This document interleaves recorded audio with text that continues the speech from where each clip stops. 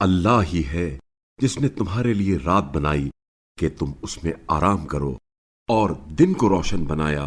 اللہ لوگوں پر بڑا فضل کرنے والا ہے، لیکن اکثر لوگ شکر ادا نہیں کرتے۔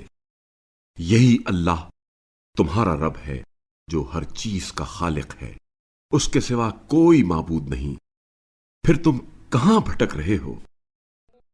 اسی طرح وہ لوگ بھی بھٹکتے رہے جو اللہ کی آیات کا انکار کرتے تھے۔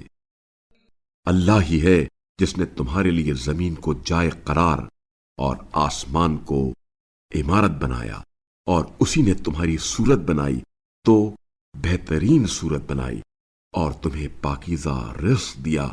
یہی اللہ تمہارا رب ہے، پس بابرکت ہے وہ اللہ جو عالمین کا رب ہے۔ وہی زندہ ہے جس کے سوا کوئی معبود نہیں، لہذا تم دین کو اس کے لیے خالص کر کے اسی کو پکارو۔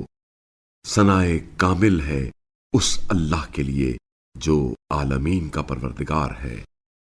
کہہ دیجئے مجھے اس بات سے روک دیا گیا ہے کہ میں ان کی عبادت کروں جنہیں تم اللہ کے علاوہ پکارتے ہو، جبکہ میرے پاس میرے رب کی طرف سے واضح دلائل آ چکے ہیں، اور مجھے یہ حکم ہوا ہے کہ میں رب العالمین کا تابع فرمان رہوں۔ وہ وہی ہے جس نے تمہیں مٹی سے پیدا کیا، پھر نطفے سے، پھر لوتھڑے سے، پھر تمہیں بچے کی صورت میں پیدا کرتا ہے، پھر تمہاری نشو و نما کرتا ہے تاکہ تم اپنی جوانی کو پہنچ جاؤ، پھر تمہیں مزید زندگی دیتا ہے تاکہ تم بڑھاپے کو پہنچ پاؤ، اور تم میں سے کوئی تو پہلے ہی مر جاتا ہے اور بعض کو مہلت ملتی ہے تاکہ تم اپنے مقررہ وقت کو پہنچ جاؤ اور تاکہ تم عقل سے کام لو۔ وہی تو ہے جو زندگی دیتا ہے اور وہی موت بھی دیتا ہے۔ پھر جب وہ کسی امر کا فیصلہ کر لیتا ہے تو اس سے صرف یہ کہتا ہے ہو جا، بس وہ ہو جاتا ہے۔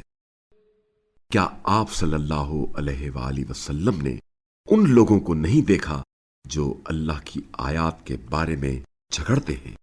یہ لوگ کہاں پھرے جاتے ہیں جنہوں نے اس کتاب کی اور جو کچھ ہم نے پیغمبروں کو دے کر بھیجا ہے اس کی تکذیب کی ہے، انہیں عنقریب معلوم ہو جائے گا۔